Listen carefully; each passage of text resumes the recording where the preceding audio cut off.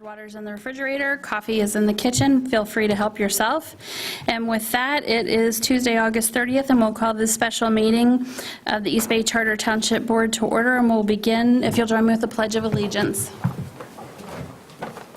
I pledge allegiance to the flag of the United States of America and to the republic for which it stands, one nation, under God, indivisible, with liberty and justice for all.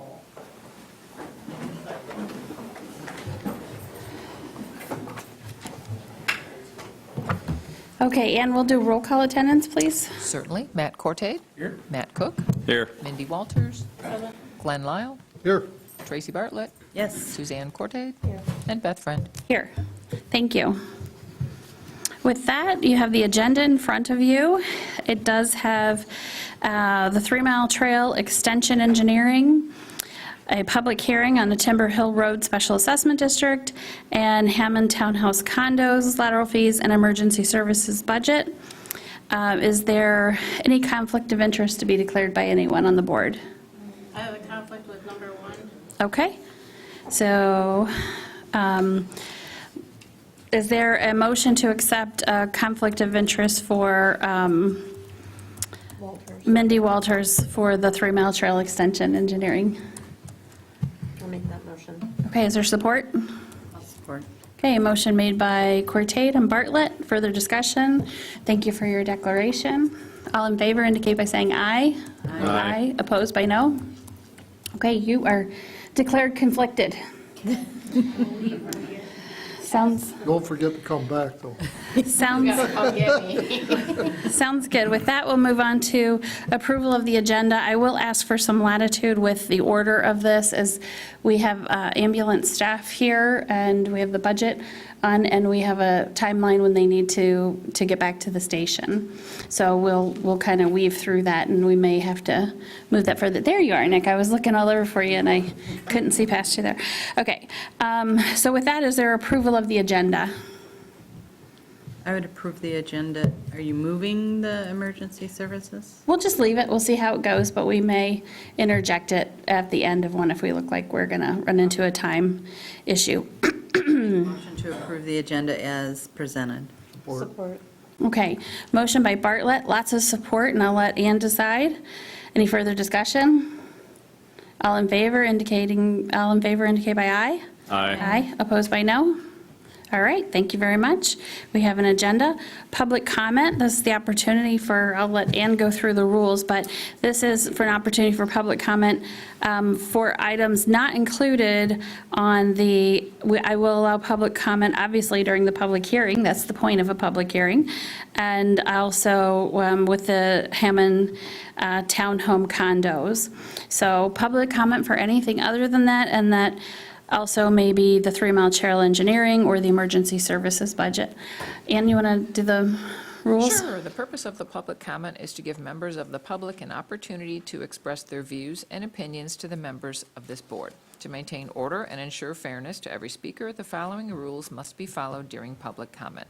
Speakers will approach the podium and introduce themselves by stating their name and address, and then proceed to make their comment. Each speaker will be limited to 3 minutes and is only allowed to speak once on the same matter. Communication previously emailed to the board is not necessary to read aloud. Public comment time may not be given to another member of the public. Any arrangement for speaking on behalf of others must be arranged prior to the meeting. When your time is at 2 minutes, 30 seconds, you will be alerted with a yellow signal to wrap up your comment. And at 3 minutes, you'll be alerted with a red signal, and the chair will ask you to conclude your comments. Okay, thank you very much. With that, do we have any public comment this evening? Yes, ma'am, how are you?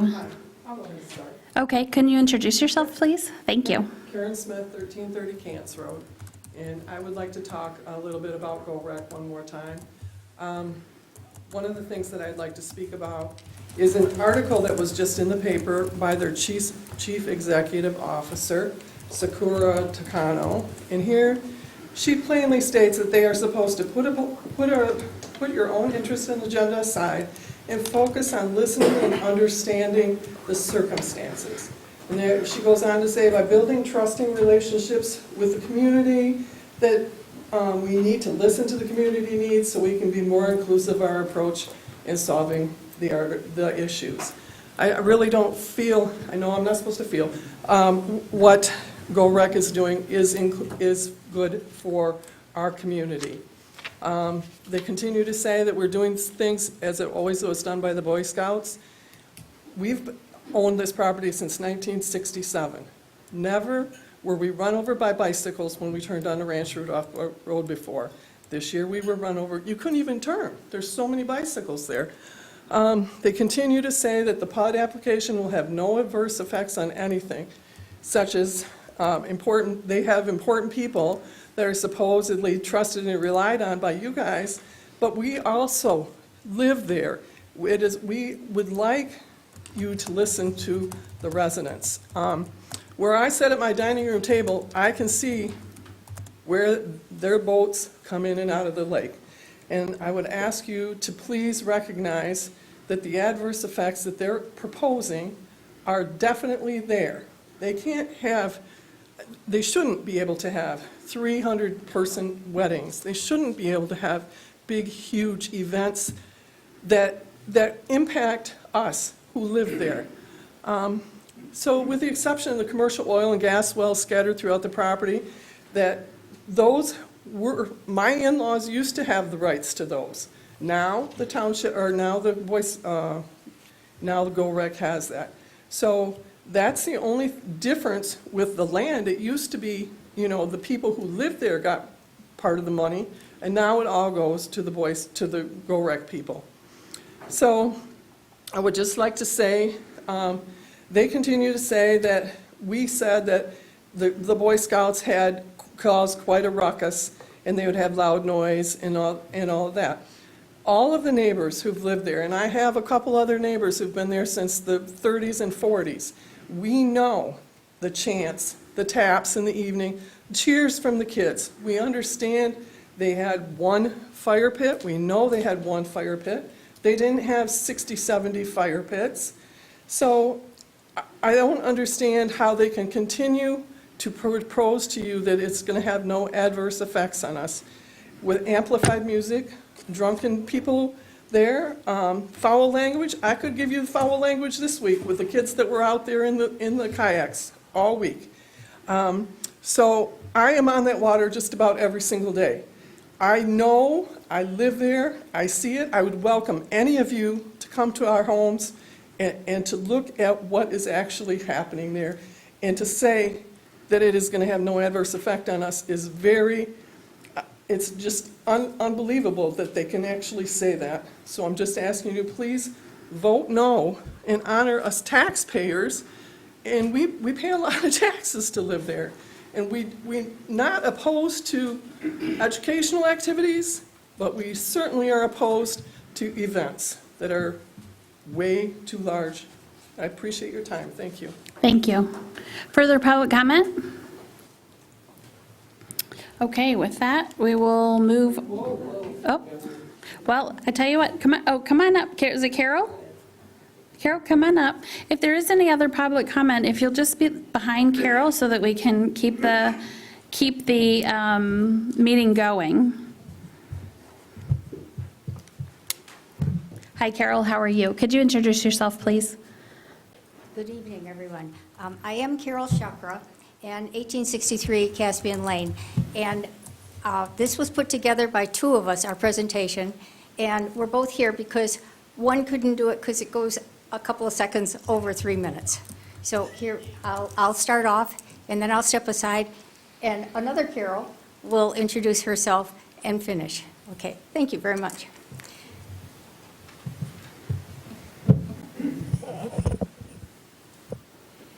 The Gorick Pub has become what could be likened to be a cancerous growth. It grew from 15 special events, May through October, to 70 events year-round. It grew from limiting attendance by parking spaces to unlimited attendance by adding parking lots on and off-site, and plans to transport folks from outside the Gorick grounds. In fact, as written, the PUD has no total daily cap on how many people. So with combinations of activities, there could be an unlimited number of people on any given day. Also, it grew from holding events only on the Gorick grounds to citing examples of events that have gone off property. I understand that an event this summer, under the guise of the transient event permit or group camping or class, did go off campus. And we're wondering, how did that happen? As the cancerous PUD grew, we learned the facilities and grounds had health issues to begin with. Examples: the septic systems in several areas are not sufficient to handle the requests in the PUD. And the gun range grounds need to be, they need that really specific hazardous metal kind of evaluation. Rotary Camps and Services seems to have requested actions to get around those health concerns, rather than fully addressing them. So far, the built-in immune systems to our township are the master plan, the future land use map, the ordinances, and the appointed commissioners. So far, they have not stopped this. But there's hope to alter that course. Carol Kusel, East Bay Township citizen, property owner, taxpayer, voter. That hope lies in you as you decide the fate of the Gorick PUD.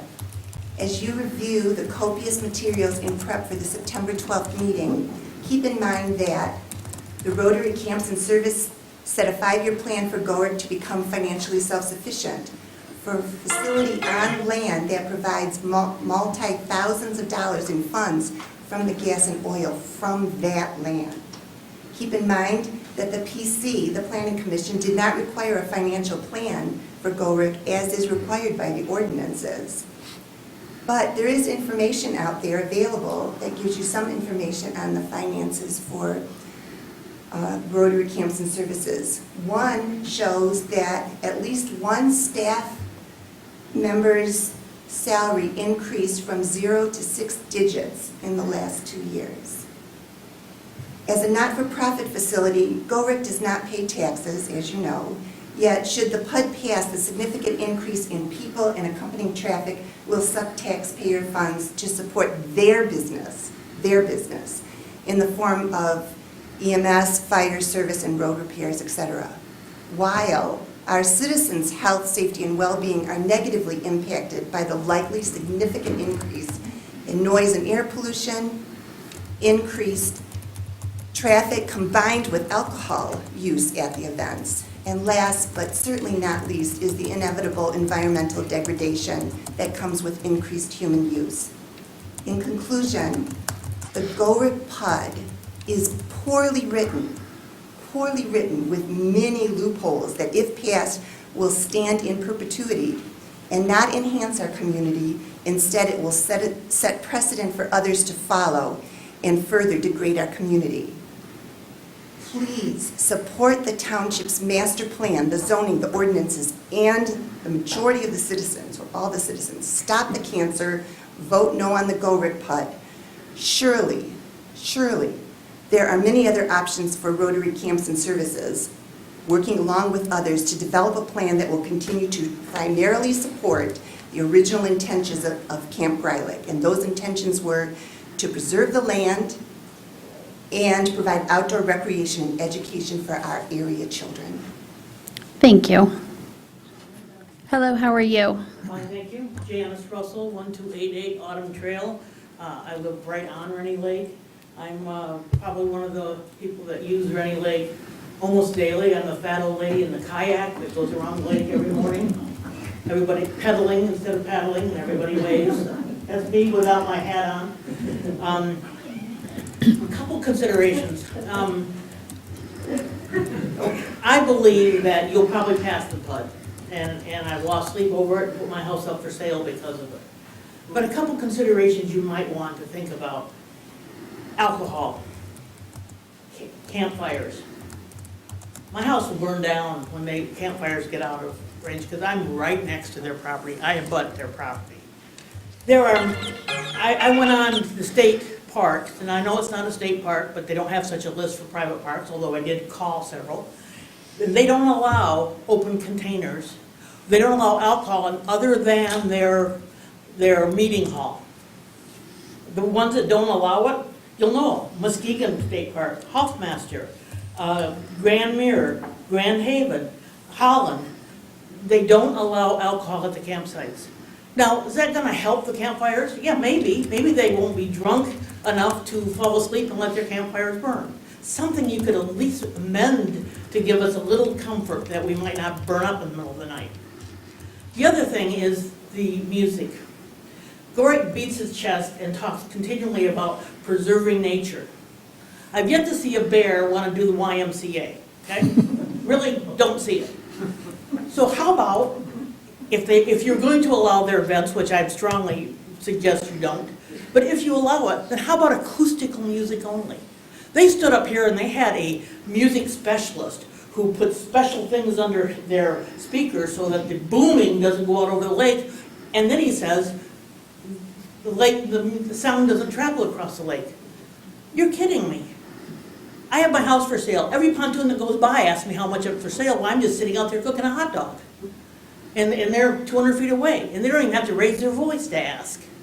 So how about acoustical music only? You know, a bear might still saunter into the woods without having to do the YMCA to the booming of amplified music. So realize what you're talking about. You're talking about the woods. So make some considerations in that area. If you do pass this PUD, which I strongly hope you don't, make some considerations along those lines that are constructive and maybe meet in the middle a little bit. Because it's already beginning to destroy Rennie Lake as it is. I mean, they're not supposed to be having only campers that stay there are supposed to be using their own kayaks after they use a boat wash. I've talked to the people out there because I'm, again, the fat old lady out there. They're not. They just came in for the day. They go down to the lake, they put their boat and kayak in, and away they go. We complain, nobody does anything. So enforce your rules, please. That's what I'd like to say to you. Thank you. Next, and if there's anyone after, go ahead and please step up so we keep rolling. No, I meant after you. Hi, Patty Kersberger, 4170 Cellar Bay Drive. I'm going to shift the focus a little bit to short-term rentals. Is that allowed? Absolutely. Public comment. I'd like to reference an AP article from the August 24th business section of the Record Eagle. It is able to capture probably not only mine, but fellow people in and around East Bay Township. Its title is Vacation Towns Limit Short-Term Rentals. Maybe some of you have seen it. And in this case, the town written about is Steamboat Springs, Colorado. And I wanted to see if there were similarities in where they were and it noted.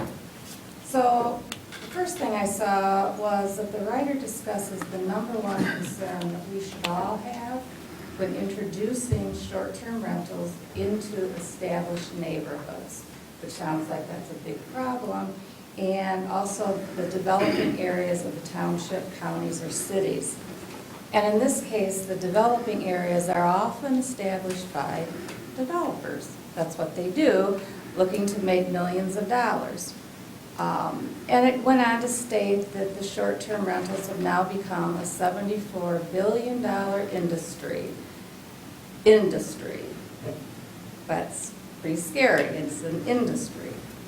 And these businesses now have changed the present type of communities that we have, the family neighborhoods, and the demographics from family neighborhoods to transient people.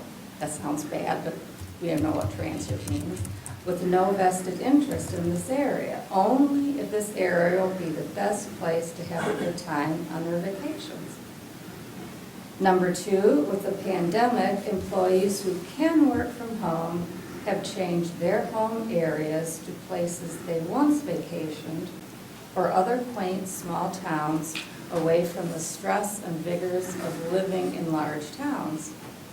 In this article, it stated that roughly 2/3 of the 2020 home sales in this area went to newcomers making roughly $150,000 a year, but their businesses were not located in that area, so, in which they work. So they're working here, but businesses are there. The similarities run deep across not only our country, but other countries around the globe. As you see, the Airbnbs and the VRBOs, it's just growing. And it has turned to a housing crisis, as we've seen here, for service workers, who, in my opinion, are one of the most important job categories in these affected areas. They are the ones that are serving and waiting on the people who are coming in. You don't have those service workers, you're not going to have short-term rentals. You won't have a community. And in here, they reference a Mark McDonald, and currently he's having to work 2 jobs. One as a golf course, and one he bartends at night. They are living in a remodeled motel room. Patty, could I have you sum up your points? Oh, I'm so sorry. That's okay. I'm on a roll. I'm sorry. I understand. So this short-term or remodeled motel room, and we know we have them here, is now running $2,100 a month, and it's jumping up to $2,800 a month. And so if I have it, let me see, I got to come through. So let's see, I'll skip that. So anyway, if you get a chance to read this article, it's remarkable about the similarities here as opposed to all the other areas. We are not alone. It is not just us. The fault lies, and I want to say fault, it's just a new way of living, is multifactorial. But what we can do from that is, what can we do? This is a rapid growth. It's not good for the communities. Thank you, Patty, Thank you. very much. Next, please. How are you this evening? Could you introduce yourself, please? Michael Condra, 5522 Traeger, about a mile from Gorek. Please forgive me, I just saw that there weren't public comments at the next voting meeting, so I scribbled this down a little bit ago. It may not be as eloquent as I expect. Anyway, I've attended several of these meetings now, and I've seen Gorek half-heartedly skate by with a very minimum and at times contemptible effort to convince the tax-paying people of this township why it should be able to make and break the rules by which we're all bound. During this back and forth, it has not escaped my attention that this proposal and process arguably goes against most of the Rotary Club's self-proclaimed goals and precepts, which are to promote peace, to fight disease, provide clean water, sanitation and hygiene, save mothers and children, support education, grow local economies, and protect the environment. For the sake of some hyperbole,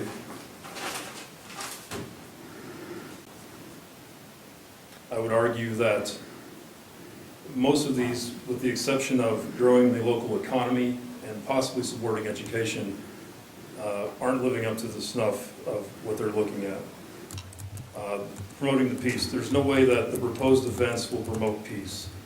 It has been argued time and again how 400 or 500 people at an event are going to be able to not project across the lake and the forests. Already, I've witnessed several of the summer camps clogging the roads. There's been an uptick of turnaround traffic on the weekends, especially when the weddings have been allowed in. And to reiterate, these roads have no outlet. So they're simply cars driving to the end of them, turning around and driving back at the detriment of people's driveways. There's also noises. I know I've become a little hypersensitive to noises at night. There have been several instances of cheering. There's been congestion with bikes, as mentioned. There's been congestion with teenage runners. The fighting of disease. This is where the hyperbole comes in. I might argue that unchecked development in itself is a disease. Greed and malice at the sake of the people is a disease. Progress with no regard for the future is a disease. This isn't talking about even the most basic of the diseases from where introduced campfire wood, which is a huge possibility, might become a disease for the forest. Already around the lakes, disease from introduced species, the grasses. To provide clean water, sanitation, hygiene, I kayak in these lakes, and it's already evident, it shouldn't need any discussion that whenever people are involved with nature, they're going to pollute, whether purposely or not. Any increase in people in these areas, recreating, entertaining themselves with no equity in the area, is going to have a detrimental effect. It's been proven time and time again. Arbutus, spider, bass, all these lakes have random fishing lures floating around. They have string, they have beer cans now. Sir, I'm going to ask you to wrap up your point.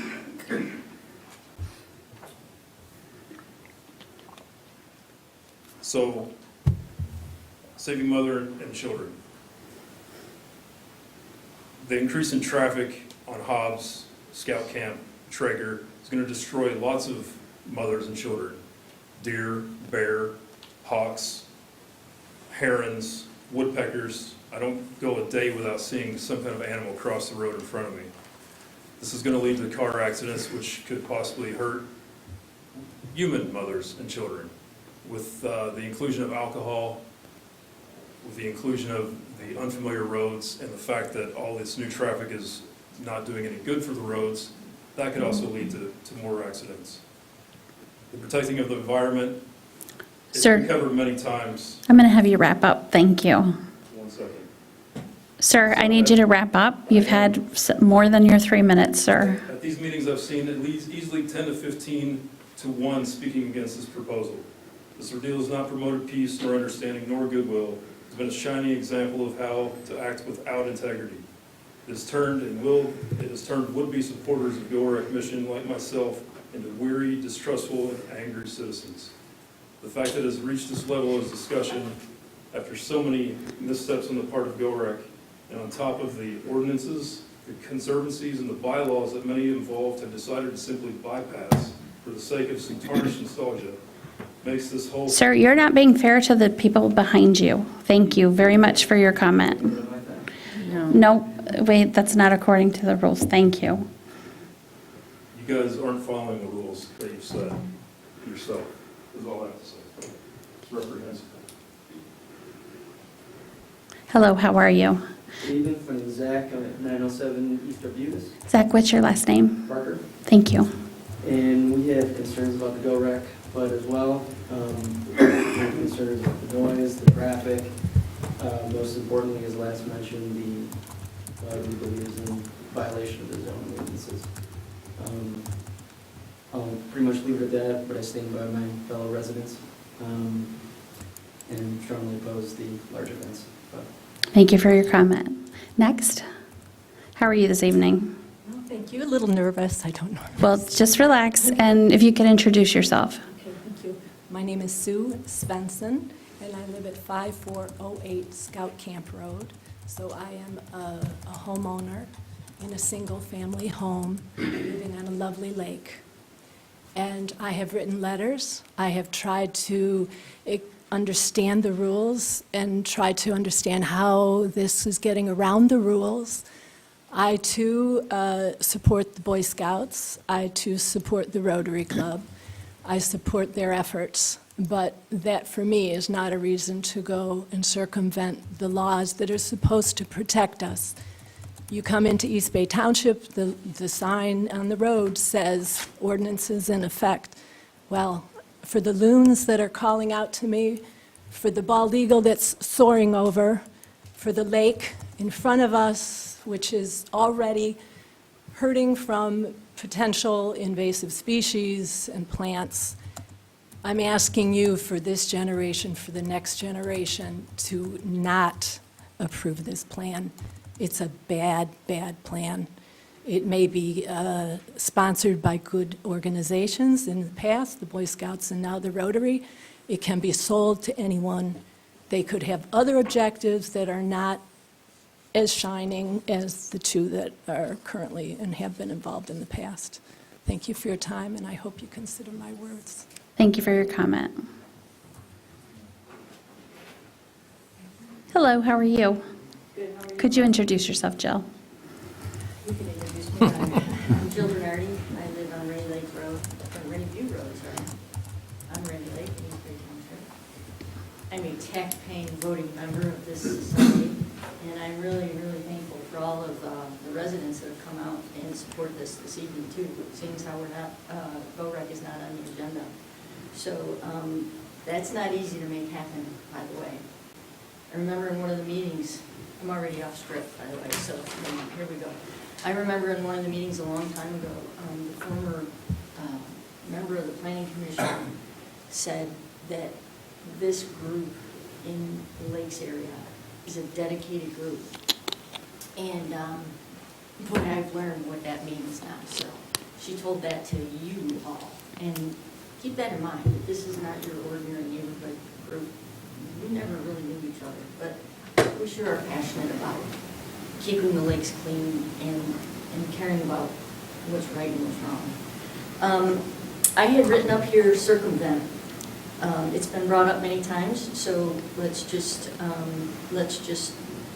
realize that that is one of the attitudes that has been thrown around and the words that have been thrown around way too many times, that things are being circumvented, way too many things. So please don't circumvent anything as you review this going forward. Please make a concerted effort to not allow that to happen. Just a couple points. Should this be a zoning issue and not a PUD application? I've always wondered that. Because so many things don't fit into the PUD, it's not really even a development. Shouldn't this be them asking to have it zoned, since it's not zoned for hardly any of the things that are in that PUD application? I'm just wondering if that's another alternative. Maybe they didn't go that route because spot zoning isn't allowed, but nor are places of public assembly and other things. But I'm just wondering if that's not a better use of this township's time, is to maybe switch this to a zoning issue. Residents this summer have been upset with the three transient permits that were offered, especially when they found out they were for weddings, because if you read the transient permit ordinance, that's kind of a weird use of that ordinance, especially when the director of Rotary Camps and Services stood up here very clearly, read a very long list of all of these environmental agencies that he had to turn down that couldn't come to the camp because it was shut down, and how he needed to open it up for all these do-gooder organizations. And the organizations that he wanted, right out of the gate, that they wanted to use the camp, weddings, alcohol provided weddings. So again, I don't know if you can rely on what they tell you. I don't think they can. We at Safe Forest Lakes have been getting some subpoenaed information in, and I think it will come out that there's more evidence to support some of the neighbors' suspicions and claims. So look forward to that. One of the things that I've noticed recently, I'm sure some of you are aware that we recently did another FOIA, and that some of the neighbors asked for copies of older meetings, years gone by, of how you all reviewed some of previous Rotary GOREC meetings and other PUD applications and event applications and things that are similar. Doing the research so we would understand. There are clips and meetings where you all relied on the promises from GOREC, from the Rotary, and from the Grand Traverse Regional Land Conservancy and the conservation easement that it supposedly protects. When you changed laws here, when you changed the zoning to the LA district, you outwardly said that you're relying on the reputation and the conservation easement to protect the land and do what it's supposed to do. You're relying on those words. And now we know, in hindsight, we have the benefit of hindsight. They don't do what they say they're going to do. Jill, I need you to wrap up your main I'll wrap point. up with this last point, and thank you for allowing me the extra time. This summer, they have had campers, some couple groups, they had wonderful camping group, young kids. They allowed those campers to use that kitchen without licenses, without permission. It's strictly prohibited. They abused the roads. They did all kinds of things that are against other rules. And the governing agencies are Eagle, the Health Department, the Road Commission, and the Township. There's evidence of such on their own web pages. You don't have to come to us to give you pictures off the internet, although we'd be happy to. You can't rely on the other agencies to do their jobs because nobody cares. Nobody cares that the kitchen isn't licensed and that there's teenagers in there with rubbing hands cooking and pump. Please turn the pump down. It's not the right use of the play. And thank you again for all your time. Thank you, Jill. Hello, Ralph. How are you? Would you introduce yourself, please? Yeah, good evening. My name is Ralph Bednars. I reside at 1380 Autumn Trail on Rainy Lake. I'm a Rainy Lake property owner, and I'm the current president of the Rainy Lake Association. I recently reviewed the video the Go Rec manager produced on the boat wash station, proposed or in place, on the Go Rec property. Tonight I want to comment on this system, how it was established, and why it will not protect Rainy Lake from aquatic invasive species, or also known as AIS, introductions from public boat access via the Go Rec waterfront. The Go Rec boat wash station is a negotiated stipulation in the settlement agreement of the Protect Rainy Lake Incorporated, the PRL, versus Rotary Camps and Services legal action. The PRL was formed by two individual riparians on Rainy Lake. The PRL did not have a board of directors or a formal decision approval process that included the Rainy Lake property owners. The PRL did not officially represent the Rainy Lake property owners or the Forest Lake community. The negotiated requirements of the Go Rec boat wash station were not developed with expert input and are not supported by current AIS control science. The language in the updated PUD application is inadequate to understand the watercraft AIS decontamination system proposed by the Go Rec site. Go Rec management claims that the boat wash station meets industry standards, quote unquote. This is an ambiguous term since industry standards for boat wash stations have not been established by an official agency such as the American Society for Testing Materials. The standards established by law, Michigan NERIPA Act 451 of 1994, Part 413, requires a person transporting watercraft to ensure that watercraft, trailer, and any conveyance used to transport the watercraft or trailer are free of aquatic organisms, including plants. That's the law. The standard AIS control recommendation is clean, drain, dry. Based on the Go Rec boat wash demonstration video, the Go Rec boat wash station does not meet these standard AIS control recommendation. The Go Rec equipment and protocol does not clean all boat surfaces, the boats are not drained, and the boats are not dried. Additionally, there are no contaminant or disposal methods for AIS that are found. The vague boat wash supervision protocol is not adequate to certify that all public boats or onto the Go Rec campus are washed, drained, and free from AIS prior to launching into Rainy Lake, bass or spiderwort, while they are on the Go Rec property. Michigan defines invasive species as one is not native and whose introduction causes harm or is likely to cause harm to Michigan's economy, environment, or human health. Several invasive aquatic plant species have widespread distribution in Michigan, and I've mentioned those in the past. Rainy Lake is monitored for AIS since 2015, and Rainy Lake does have small infestations of invasive wetland plants, Phragmites and purple loosestripe, but no other invasive aquatic plant species. Phragmites has been chemically treated in the past, and they may need to have another treatment in the future. Purple loosestrife can be controlled by other means, including biological means. The bigger concern for Rainier Lake is the potential for the introduction of other common AS mentioned previously in my previous comments, as well as zebra mussels, rusty crayfish, the New Zealand mud snail, Didymo, the new one that we all read about, and other AS watch list species via public boat access at the Go-Rec waterfront. The Rainier Lake Association completed a full aquatic plant survey on Rainier Lake this summer, this month, August 2022. Ralph, could you wrap up that Yes. comment? Thank you. And I'd like to finish this paragraph. It's very important for your decision. Very briefly. As part of the Michigan Cooperative Lakes Monitoring Program, the CLMP, a CLMP lake scientist participated in the survey as part of the program's QIQC protocol. A total of 384 samples at 96 sites on 32 transects were collected around the entire lake, including the Go-Rec boat launch site.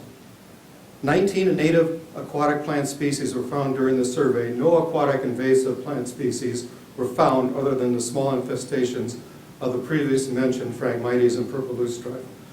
This baseline aquatic plant survey data set for Rainier Lake is now established and may be referenced when AIS is found as a result of public boat access via Go-Rec waterfront and costly mitigation is required. Thank you for your comment. Yes, let me finish up here. Sir, You are aware of the Rainier Lake Association's position. Sir, we do have an agenda. And I thank you for appreciating my comments. Thank you. I'm gonna Any make a further- copy of this since I wasn't allowed to finish. Any further public comment? Put that in the record.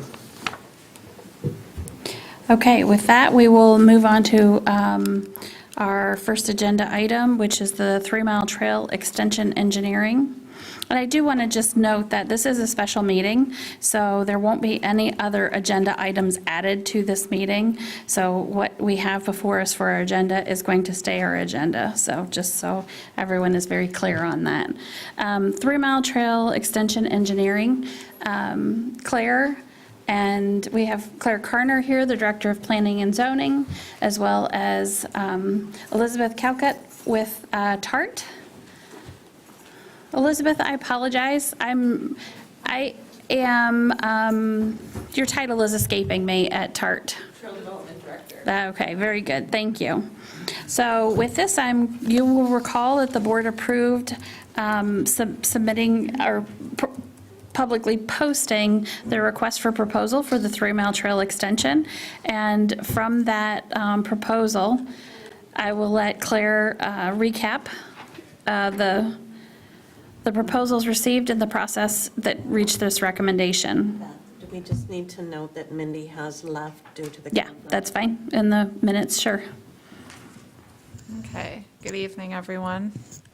So as you know, the RFP for the 3 Mile Trail Construction Design Engineering was sent out June 15th. It was open until July 20th, and the township received 7 proposals from 7 different engineering firms.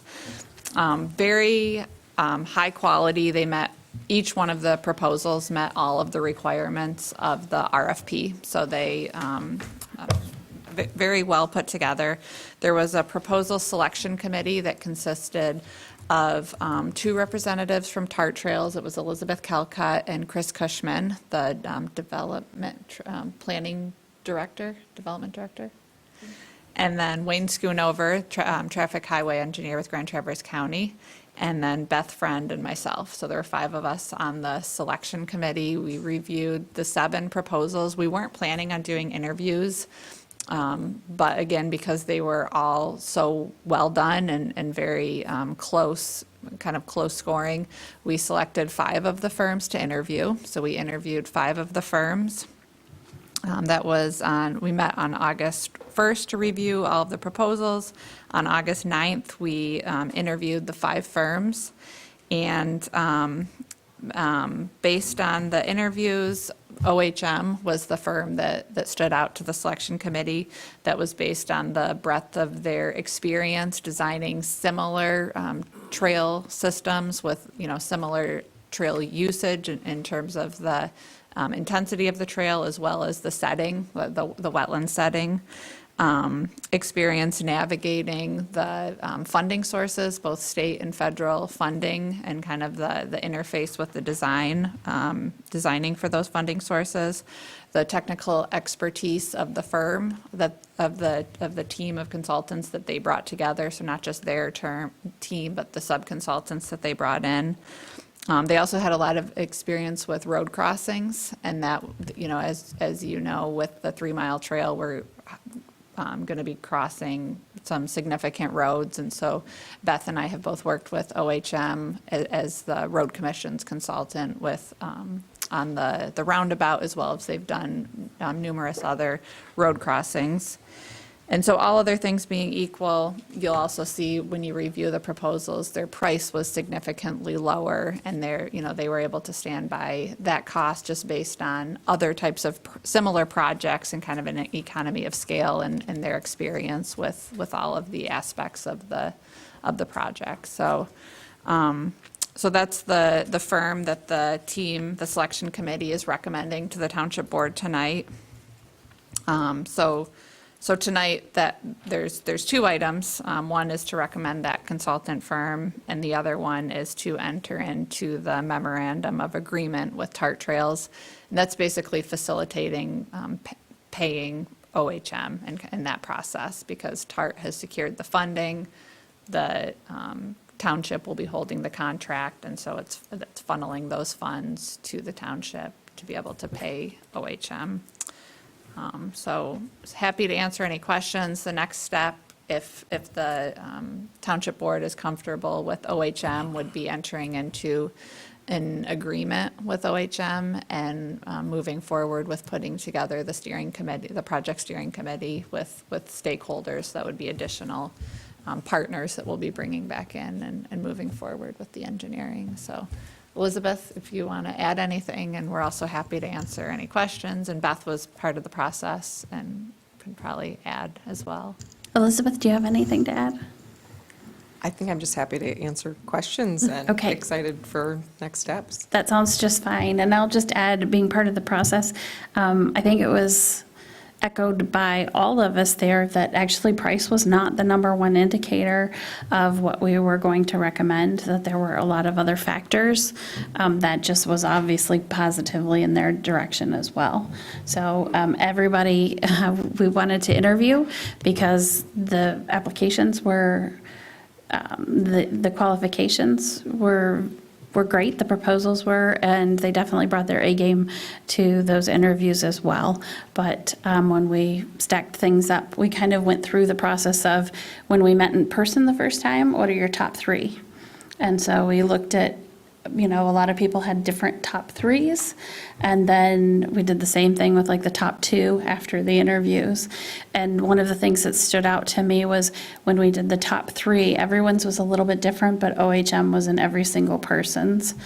So that after we went through the second round with the interviews, I recalled that, and that kind of stood out to me as well.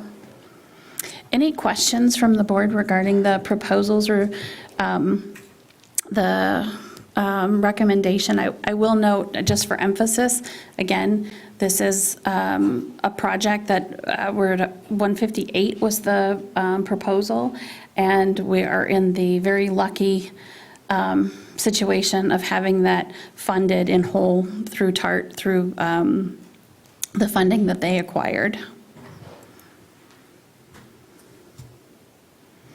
Any questions or a motion?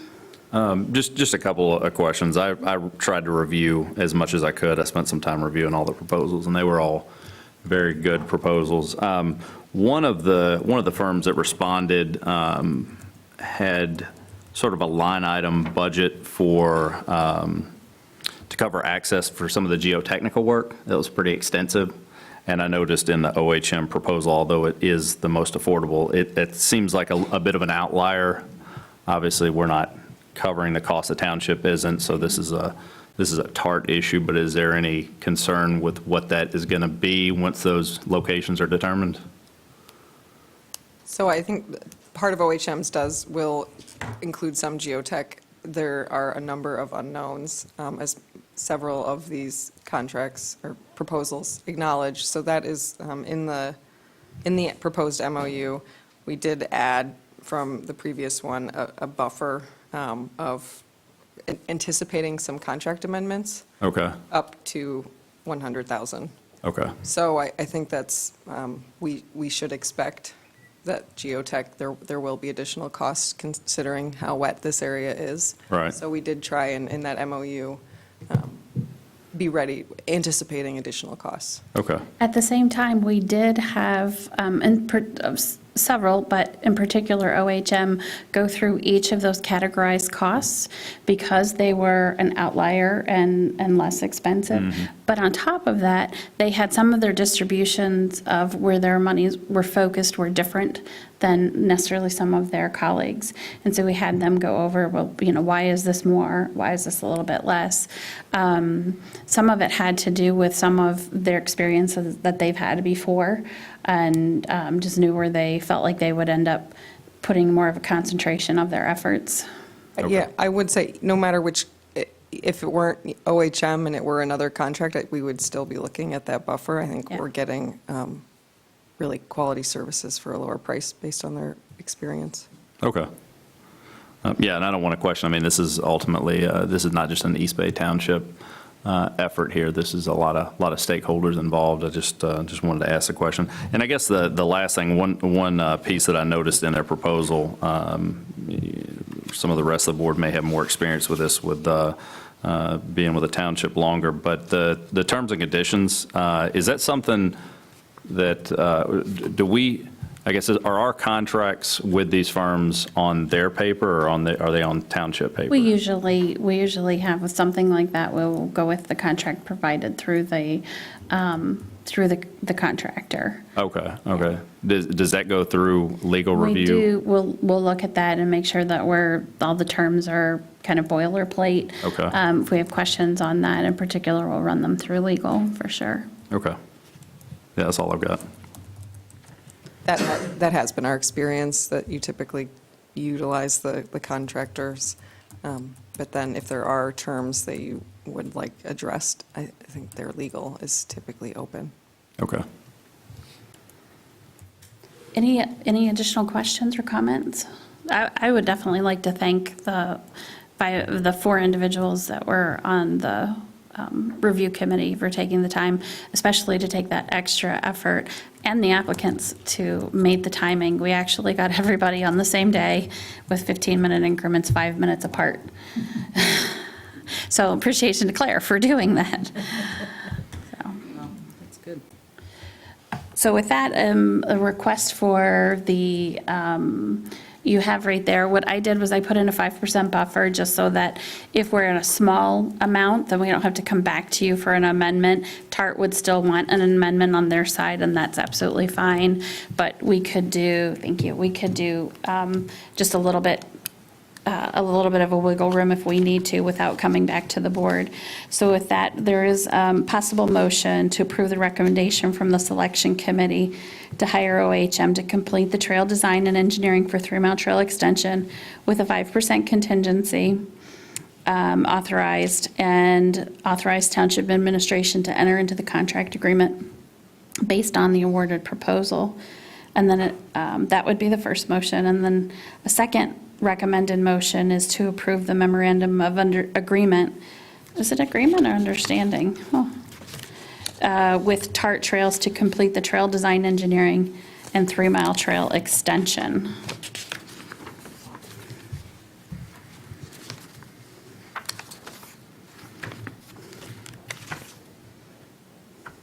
Project agreement, okay.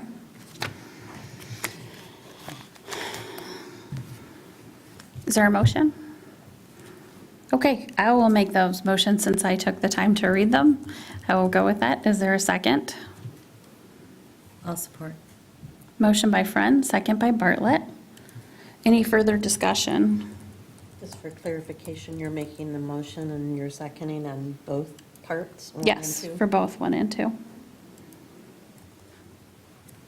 Beth, at what point, if I have a question or clarification before you do? On the memorandum of agreement, let's go ahead and do that right now. I just, for the approval, that additional 100 in contract amendments, I just want to make sure that if there is a contract amendment up to $100,000, that can be made, and realizing TART will pay for it without coming back to the board for approval, not Okay. just 5%. Okay. For coming back to this board, Without having to come back. So this saying, this approving an additional 100,000 okay, contract. that's a little bit different than the way I worded the motion. You're right, so I'm glad for that clarification.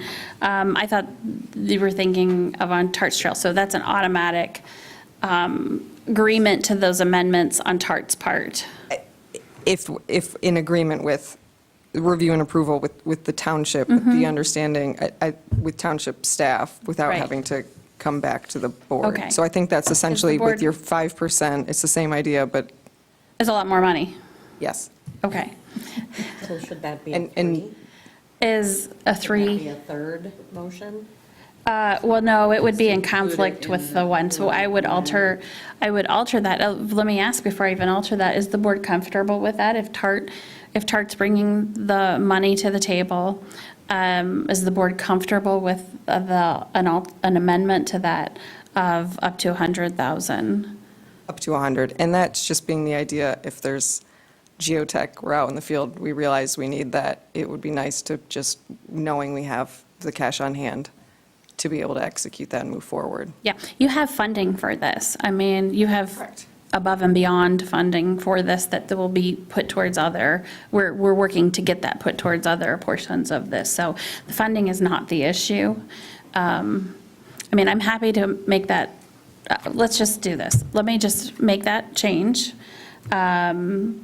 And then we'll see if that flies, and if it does, that's fantastic. It just makes life a little bit easier. But that would change that first motion to approve the recommendation of the selection committee to hire OHM through Mount Charlotte with a $100,000 amendment potential authorized, and township administration to enter into the contract agreement based upon the awarded proposal. Meaning, I would go back and do a contract amendment with OHM if that's the case. I'm not going to have OHM sign a contract of 100 more. No, I wouldn't even Yeah. bring this up yet. Yeah. So, So take out the 5%, put in the 100,000 the 100,000 of, for TART to. correct. So not the 5%? That's right. Right. 3 Mile Trail Extension with an authorized 100,000 contingency and authorized township administration to enter into the contract agreement or amendments based on the awarded proposal. And then again, continue with the motion to, Keep going back and forth here. that's okay, we can rewrite it on the tape, She too. said something, and then- But it does include the second to move to approve the memorandum of agreement with TART Trails, as stated in number 2 that I said earlier. Who seconded that? I did. I still do. Okay, all right, so the motion has been revised, and there is support. Is there further discussion? Just one clarification. So we're approving an additional $100,000 of available funding for contract amendment without having to come back to the board. Is that limited in scope? Is that limited to only It's limited to this. underground unknowns, or is this going to be just kind of a blank check for any No, type of scope creep or changes to some of the value add options they had in their proposal? Yeah, I would anticipate it for the overall arching purpose of what we had what the contract is for, which is the 3 Mile Trail engineering and any additional analysis, I guess you would say, or engineering that needs to be done based upon conditions on the ground. Okay. And so what I would do is, based on that motion, the way it's worded, I would sign the contract for $158,000, period. And then if we had other issues, I would sign the contract for an additional $25,000 and. Change orders. Yes, basically. Exactly. And it's just stopping it from, I mean, it's allowing you to approve them and with TART. And and just not having to come back to the board. to get- Oh, I totally agree to the efficiency of it. I mean, to stop, you know, any type of engineering or I'm construction. I'm happy for a to board handle it meeting, but- whichever way the board wants to. It's not, you know, that's fine. And we'll do it as expeditiously as we can either way, so one's a little bit faster than the other. So with that, we will do, all in favor indicate by saying aye. Aye. Any opposed by no?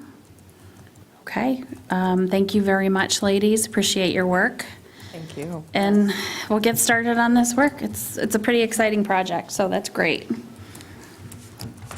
Okay, with that, we are going to move our emergency services up so that Nick Lemkool, our ambulance director, can get back to the station. Yep, thank you. She'll come back in at the end of the meeting and say, what happened? Oh, you're through all the agenda items? Nick, do you want to head up here? And so we'll go to page 80 of your packet, and what you will see is, thank you, I'm glad, it was either Sue or Tracy. It was Ann. Oh, Ann? She's missing. Okay, I was sitting next to the refrigerator. I couldn't find it. well, that's fine, you'll know what, I mean, happened anyway, but, so, Nick, thank you for being here. Nick Lemkool is our ambulance director. We are here, we have previously looked at the fire fund for their fiscal year 2023 budget. This is taking a look at Fund 207, which is our police millage, and Fund 210, which is our ambulance. What you have in front of you is a draft budget and balance sheet history for 207. You will remember that that fund had funds built up in it, and that's why we short it and show for several years in a row expenditures over revenues, and that is intentional in that fund. And then we have Fund 210. We have budget considerations, which go over the revenues and expenditures for the ambulance. A draft budget, which includes two staffing plans. One, the first one presented, includes the current staffing, and then the second plan presented includes the addition of one full-time paramedic. And then you have the capital plan related to that, which shows the target fund balance, and that we are meeting those target fund balances, and the balance sheet history for 210. So with that, first I will ask the board if they have any questions regarding Fund 207, which is the police fund. And remember, we'll be saying this again, and obviously we go for the public hearing for this as well, too. So this allows us to take a look at it and then publish that public hearing notice for, I think we talked about at the last meeting, doing that September 19th. So any questions regarding that police fund? And again, that is just keeping that same number of mills as previous at .26.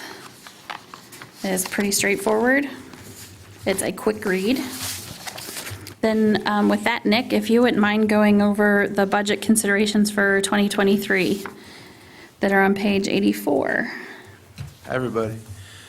So basically this year, we're going to see about a $45,000 increase on a real taxable value for our property. Our 2023 budget was calculated using a millage rate of 1, which is about a .06 increase over last year. This was done to continue to catch up with our capital planning. As I've talked before, if we were to order another ambulance today of the same exact ambulance we ordered, it's about 25 to 30% more. That's included about on all our costs, our cardiac monitors, all that stuff is all increased, all because of COVID. And then also this includes an additional full-time paramedic. As we've talked about before, we're having more struggles filling our shifts with part-time employees.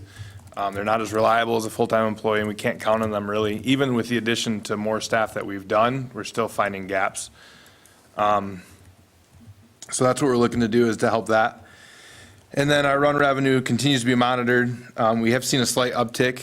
I think we're covering a lot of people that don't live in our township that we're covering calls for. And I've seen an increase in that. That's probably why our revenues are up a little bit. Some of our expenses, as I talked about, includes wage increases for our full-time and part-time personnel. So a COLA as well as a market adjustment to keep us comparable with other agencies in the area. And then continues for our overtime, that everybody that is a full-time employee has 8 hours of overtime. And then it continues the secondary responses, standbys that we do, and then full-time time off. Like I said, this includes additional 1 full-time paramedic. We rely on part-time personnel to cover 6 24-hour shifts a week, which is becoming more and more difficult to fill, especially during the summertime. It gets much worse. Like I just talked about too, our wages are increased sufficient in the wage line items to keep our our wages competitive in our ever-changing employment market. We have success in attracting full-time employees. We struggle a little bit with attracting part-time. There's an agency that has a part-time paramedic at $26 an hour in town, so we're fighting with them. Our current paramedics make about 20 on average. Can I just pop in 2 quick points? One is, you note too, when you look at the differences between the budgets, we save about 40% based on that total cost of providing a full-time paramedic. We don't have the full cost of it in there because we're offset with the part-time that we'll save on in the part-time fees. Yep. So, and then also on page 88, you'll see real quickly that we just took all of the hours that were logged by personnel during that time, came up with what their average is and what we target those 5 full-time to be at, which is 96 hours, 48 per week, 96 over a pay period. And then you'll see with Nick, under the director, we have 24. Of course, Nick works far more hours, as you can see, than 24, but 24 is what he's scheduled on the rig. So he's scheduled 12 per week, 24 over a pay period, and the remaining amount of his time he is scheduled for administrative duties. So what we've done with that then is taken a look at what we need scheduled in a pay period of 672, and then what that shows up, what's needed to cover. And you can see we need to cover about 87. It bumped up to about 90, 91 hours when I added the remaining August pay periods, which makes sense because it's summer. But so that's what we're looking at, which equates to a full-time person. So sorry, go ahead and continue with the budget. You're good. And like I said, our operational costs, everything is going up, continues to go up. It's something that we can't control as much as we try to. Medical supplies costs is going up astronomically, and as I've talked about with our capital. We're going to maintain our same contracts for next year, so our striker cot maintenance, our monitor maintenance, our EMS surveys that we do post-run that we send to everybody that's transported, and then Acumed for our billing and ESO for our patient records. And then for our capital for next year, we're going to look to replace a cardiac monitor. When we started our ALS, we bought 1 new monitor 1 year into it, and the rest of them were all used monitors. They're getting to their end of life and to the point where they're no longer supported. What we did to replace the last one is we did a 50% match with the 2% Grand Traverse Band. So we'll probably continue that trend again and try for that again next year. As well as the Lucas device that we were not successful with a grant this year. We're going to try again with that next year as well.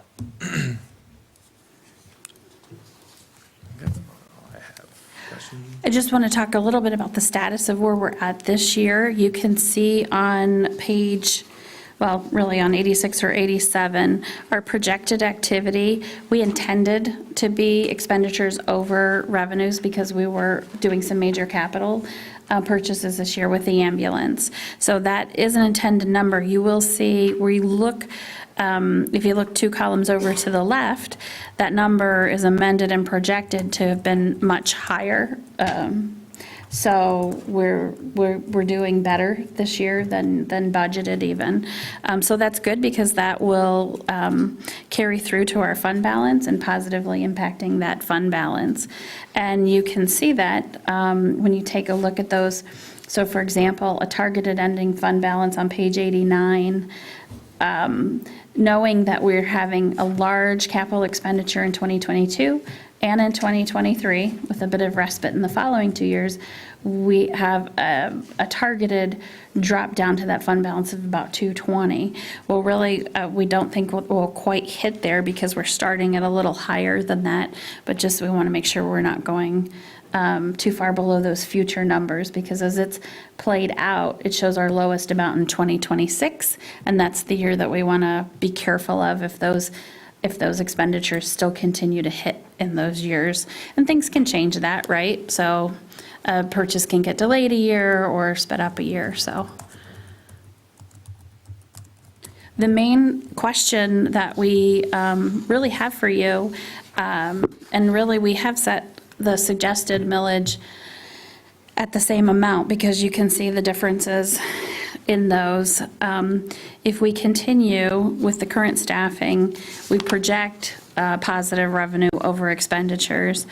If we do the full-time, we do show a deficit, but again, there's a couple things with that. We are doing some large capital purchases in that year, for one, and as well, as we've managed this year's intended deficit, use of capital, use of fund balance, we feel that we will continue to be able to do that in the next year too. I am happy, if I can just start, I'm Sure. happy to see the request for an additional full-timer. I've heard loud and clear that as medical director, you need to be able to direct. And we also need those that are putting in much more than 8 hours of overtime each week. They need some relief. We need to keep our team together, and we need to keep them strong and not burned out. One additional full-timer, I think, is a very wise decision. So I applaud you for putting that part in there. Yeah, we've been really lucky, as you guys know, because you guys have approved it. We've been lucky in getting some part-timers recently, but we have no real track record and expectation of the number of hours that they'll be bringing in on a consistent basis. And so we felt like we would prefer to bring this to you now and make sure that we're still creating an environment of employer of choice in an area where it is really difficult to attract and retain employees.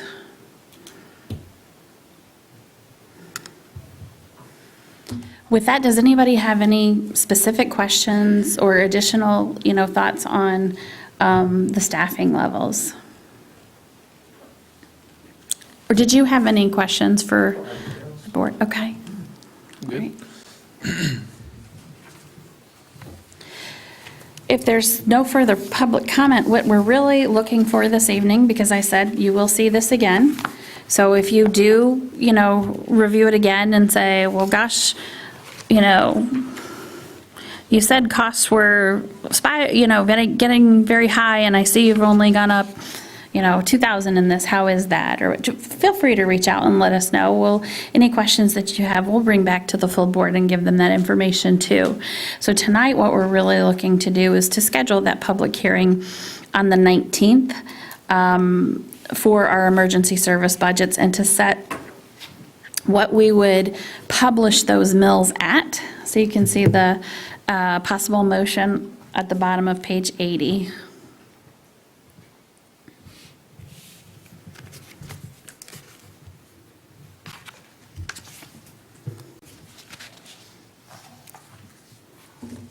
And if you chose to fill in the blanks with what was presented, that would be, we've already agreed to what we would establish the fire millage at when, well, not established, but posted at, and have the public hearing at when Chief Parker was here, and the police would be at 0.26 mils, and the ambulance would be at 1.0 mils. make a motion to schedule the public hearing on Monday, September 19th, 2022 at 6:30 PM for the purpose of establishing the fiscal year 2023 emergency budget of fire at 2.75 mils, police at 0.26 mils, and ambulance at 1 mil. Support. Okay, the motion is made by Walters and supported by Esquartade. Is there further discussion? Was that 2.6 for police or .26? .26. Well, gee, I just saved everybody lots of money right there. Any further discussion? All in favor indicate by saying aye. Aye. Any opposed by no?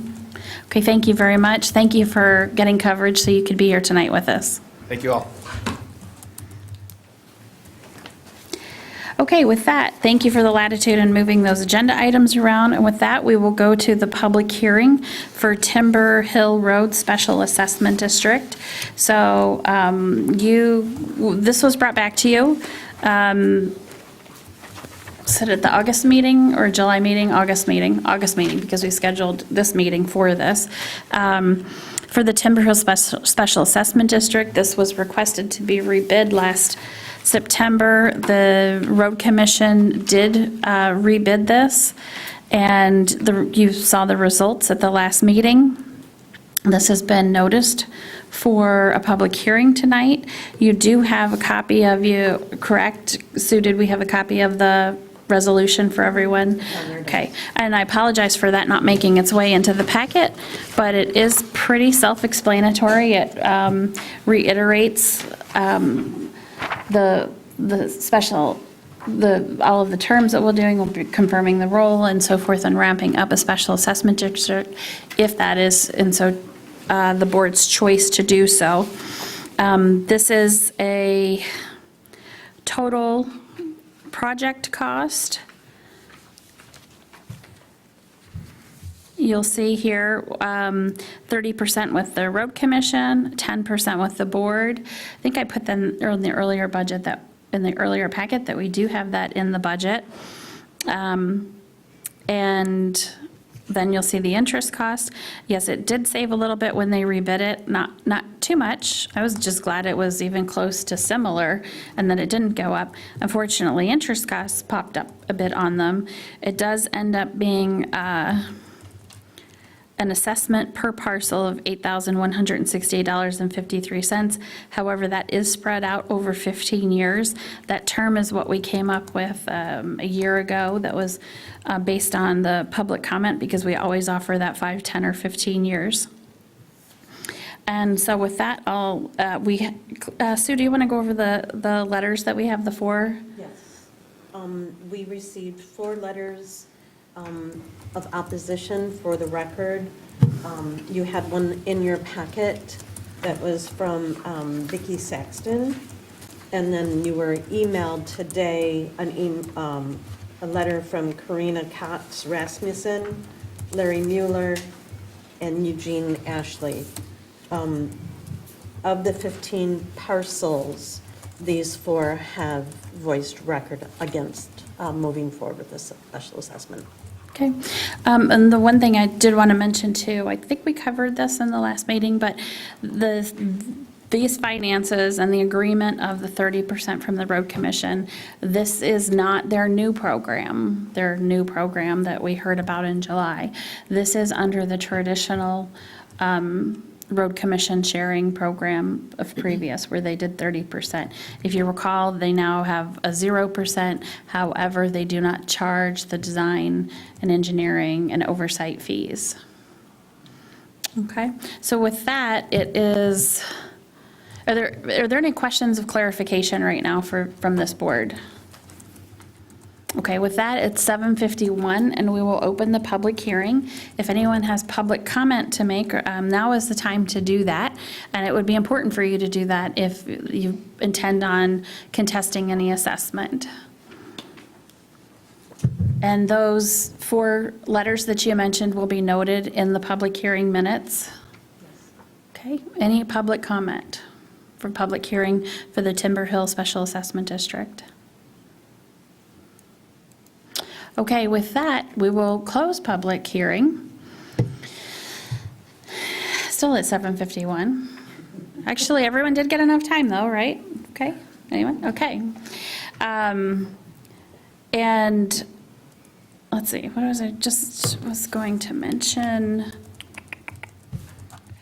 We will wait. Council has recommended on this project that we wait the 35 days after, if this were approved, that then we would sign the contract with the road commission, and then they would go ahead, because then with the special assessment district, it's definitely very clear that there's, you've passed the time of filing any, Appeal. thank you. Yep. So what is the board's pleasure?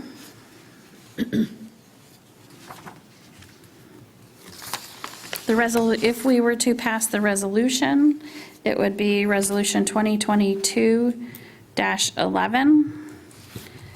And there is a Timber Hill Special Assessment District agreement to fund the project cost that we would also need to have approved to do this on those, that was on page 74 and 75.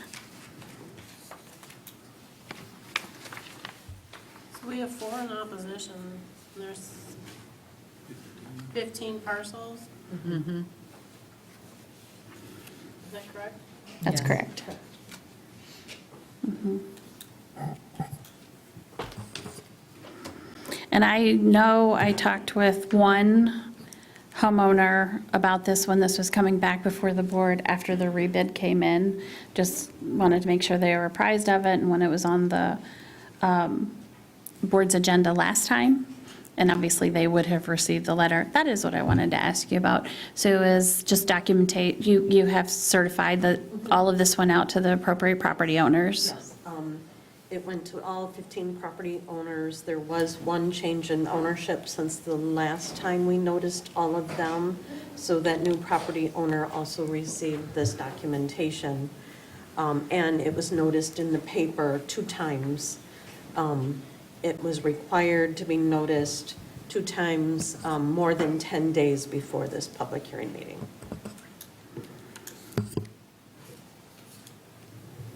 Thank you. Is there further question, discussion, or motion? I know it's a lot of money and it's scary. I can understand the feelings that these 4 that have voiced. I understand why they're doing that.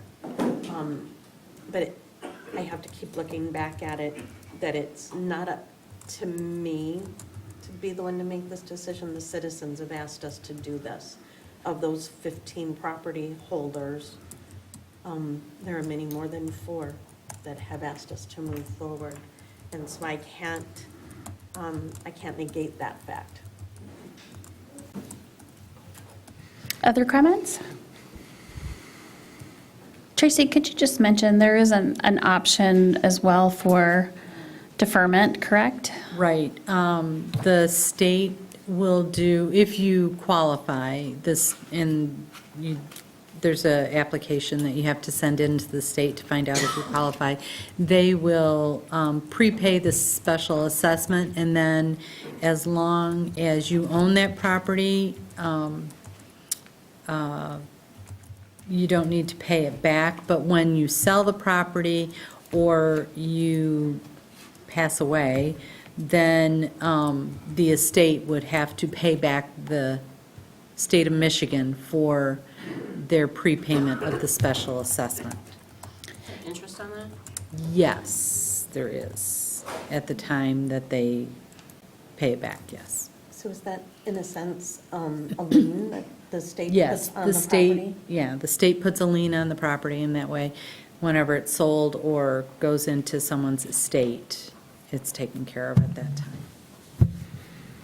But there is, and I have not walked anyone through the process. When I first came, there were some from a previous special assessment that had taken advantage of that, and I have walked through paying them off, but not getting them started, so. And that information is not dependent on somebody knowing about it, just watching this meeting. They are notified of that with their special assessment district, that opportunity to look into that. Right, I send them that information with the final payment information and stuff on the special assessment if it's passed. And anybody can go ahead and pay off if they so chose, they could pay the 8,000. 168. 168. Yep. In a lump sum Yes, at any time. at any time. Yeah, I'm a treasurer. I take money at any time. But, yes, they can, they can make. Penalty for prepayment or anything? No, there's no penalty for prepayment. If they pay it before the February 14th due date, because this will go on the winter tax bill, then they wouldn't have to pay any interest. But after that, interest will accrue, but they only pay it till the time they pay it off. And if they want, make payments for 2 years, they can pay it off in the third year, and they only pay interest up to that time, so. And you'll remember that there is no bond cost with this because we are self-funding this through township funds. Right. So is there a motion, question, further discussion? You have a question from the public if you want to open Oh, I'm sorry, did you missed public hearing, but we'd be happy to take your question. Please make your way to the podium. Could you introduce yourself, please? Ray Shimoniak, 389 Timber Hill Drive. And you're the gentleman that I mentioned that I called. Yep. I had a question on the payoff amount that you were asking about. That $8,000, that's with 15 years of interest. No, that's 15 years of interest is $8,000. What if you paid off all Yeah, of it? you don't pay the interest. If you pay it off before that, you don't pay the interest that you don't incur. Right, but it's not, payoff is not 8,000. Which it shouldn't be because the spreadsheet takes into account the interest costs. That's 15 years of interest. Yeah. I'm sorry. A misspeak. I'm sorry. That's okay. That's on me. It's, I don't know, $6,500. I kind of figured it out. It's like $6,500. Yeah, Payoff. I'd hate to do it on the fly here, but. Yeah, And I you're think- right. I just wanted I just read the number that was on. Clarify that. Yeah. All right. And I think the letter that goes out to does specify the amount that is for payoff if you want to do that ahead of time. Well, no, it hasn't gone yet because we haven't approved it. Well, but you did get Nice notified. to know. No, you did get notification of this meeting. Yes. Yeah. Yes, and that had the costs in there. It did. Yes. It didn't have the payoff cost. No. No, because there's still the estimate and. Because we only we'll only charge you exactly what is used. So once the job's done, I mean, it could come in lower, and we would only do the special assessment for what the actual costs are. Right. But I just wanted to clarify that $8,000 was 15 years of interest. Right, mm-hmm. Very good, thank you. Thank you. Okay, any other clarifications, questions, or a motion?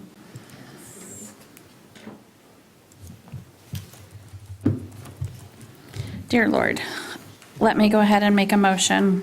I'm sorry. That's okay. I would move to approve Resolution 2022-11. If someone could give me that title, I don't have it right here. Special assessment roll for the SAD number 2021-1-roads, Timber Hill Roads Special Assessment District. And to approve the Timber Hill Special Assessment District Agreement to fund project costs, agreement with the Grand Traverse County Road Commission. Is there support for that motion? Support. Okay, motion by Friend and support by Walters. Further discussion? Excuse me, roll call vote? Friend. Yes. Walters. Yes. Cook. Yes. M. Cortade. Yes. Lyle. Yes. S. Cortade. Yes. Bartlett. Yes. Okay, we will wait 35 days, we will sign the contract, and I will tell you, I talked with the road commission, If weather cooperates, they will do it this year. If weather does not cooperate, it will be done next year at the same price under that contracted amount with their contractor. Amazing. So, which I don't usually hear very often. Amazing. So, and I will say it's very unfortunate, but this is the way right now we're paying with those, this is the funding that we are left with these very most local roads. All right. Thank you. Yeah. Indeed. All right, with that, we will move on to the Hammond Townhouse condos, and you will see with that, can someone get me to that page number, please? My packet really came apart tonight, so. And we're just catching up on the two resolutions, or the two motions. So with the Hammond Townhouse condos, what is before the board tonight is, you'll recall when this water line was established, lateral fees were approved. You'll see those motions before you from 2018. And as you know, we met last Thursday to discuss the Hammond Townhouse condos and the request for a special assessment district for connection. And part of those costs, incorporated into those costs, were the lateral fees. And you can see the lateral fees for this project based on the frontage. It's a rate. You can see that the calculation of fees, $74.77, ties right to that motion. And the $384 is the number of frontage along that piece of property, which equates to $28,711.68. The HOA and its members have inquired, and I said I would bring to this board, waiving the lateral fee for connection. As you heard at the end of the Thursday night meeting, legal counsel suggested that if we were going to waive that, we should really consider not waiving it and just removing that lateral fee, because how would we discern between the Hammond Townhouse HOA and any other along that line? And so I will note too that line, when it was put in, and Glenn can speak to this, but that when that line was put in, it was required by Eagle for capacity for our water system. Thank you. I'm always so glad when people are here that can come up with the word that I've lost right there. But for the capacity for the water system and also the redundancy, as you know, it looped the system. And so, you know, that is what is before us. I will tell you my 2 cents if I can as a board member. It feels kind of awkward sometimes as a chair doing that, but is really that this was not implemented as an economic development tool or by a developer. This was the township, which we still have the right to recoup those costs like other places, but because to me it was required by Eagle, whether anyone else signed on to that or not, it was going to have to go there anyway. So just a couple thoughts. And with that, I did mention that we would take public comment for the Hammond Townhouse for the lateral fee discussion, and happy to open that up to public comment if anybody wants to add anything. And with that, yeah, we will. Thank you, John. You've been here tonight so patiently waiting, and I appreciate that, as if you don't have enough meetings that you attend. But did you have anything to add to this? Just the question. Okay, how about, go ahead and introduce yourself, John. Thank you. John DeVozo. I'm the DPW Director for Grand Traverse County. We manage the township's water sewer system. I've been out of town for the last week or so a lot has happened since the last time I was involved in this. Lot has happened. I saw that.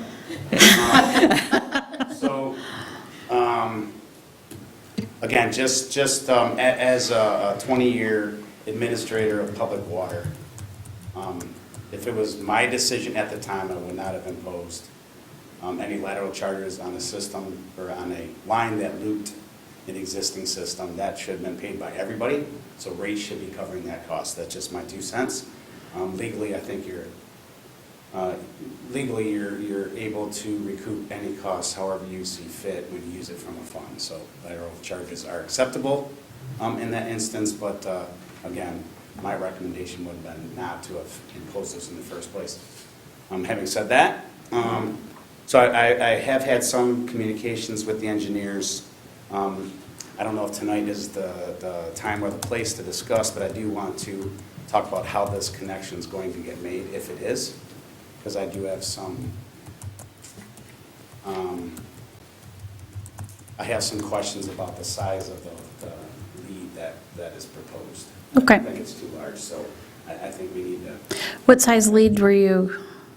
They're proposing a 6-inch, which requires a 6-inch meter. I think we could get away with 2. On the conservative side, if there is irrigation, probably 3. So that reduced the cost of the lead and reduced the cost. Didn't it have to go, wasn't it impacted by the size of the line that they were going into, though? Yeah, I had a couple discussions with contractors that were actually going to do this up front. That's where I ended the Right. conversation. We were trying to get a Yep. contractor to see what price they would give us or them Mm-hmm. for the connection. My understanding is that a 2-inch line currently feeds these 6-inch lines. And what we did was just propose the matching 2-inch to come from the main back. So abandon the 2-inch in place and then install a new one from our mains out. Okay. Okay? So, I do think some investigation has to be made on exactly what's there. I believe it was Bash, so I worked pretty good, or, a lot with Bash right before I went on vacation. Yep, yep. So, they did their initial because they were gonna propose a cost to actually do that work on their behalf. okay. So, Okay, let's have the board deal with the topic of the lateral fees, and then we can touch base on that. Are there any questions anybody has on the lateral fees? Sure, go ahead. I guess, have we had this situation come up with other property owners connecting? Not on this line. Okay, I didn't think so, but I wanted to make Yeah. sure we were aware that. No there were one's others. connected to Yeah, this line yet. definitely. So it's nothing that we have to retroactively adjust if this board chooses to. Correct. Thank you. Yep, absolutely. Clarification. Yep, If we waive the lateral fees, that'll cover all of Hammond, all the way over to the water tower, correct? well, it'll cover exactly what was passed in November 19th of 2018, and this is from that valve 711 along the Hammond Road Water Main Extension Contract 1 to valve 722. So it'll be, we had that verbiage directly related to the improvement that was done in that 2015 to 2017 timeframe. Okay, well, It goes down Hammond and then back up. It doesn't quite go to the water tower. It goes through English Woods, though, right? Yes, it does go through, yeah. So we're talking. It goes into the English Woods Water Tower, and Yeah, remember well, I see the, water, fire hydrants in Yeah. English Woods, so I assume that Yeah. went all the way there. So we would be talking everything on that line. yes, Okay. Now, I don't know where the yeah, valve numbers or yeah. anything. But you remember the project, because you I were, remember the Yeah. project, and that's what, I would just want to make sure if we're gonna yeah, waive it, it would be the complete yeah. line. We would just actually back right out of the motion in 2018. Right. The lateral fees were, you said nobody's connected since this line was installed. Did anybody connect as the line was installed? No. So it's, Right now, no. okay, so nobody, that section from valve 711 to 722, essentially nobody's connected at this point, right? To my knowledge. Okay. What is the, I don't know, what's the reasoning behind 10 years? It seems like kind of an arbitrary number. So that was a board decision historically, originally, many, many years back. It was indefinite, and what they found is that they couldn't find, Well, the one owner that the money was owed to passed away several years before that, and that was the line that run down 3 Mile.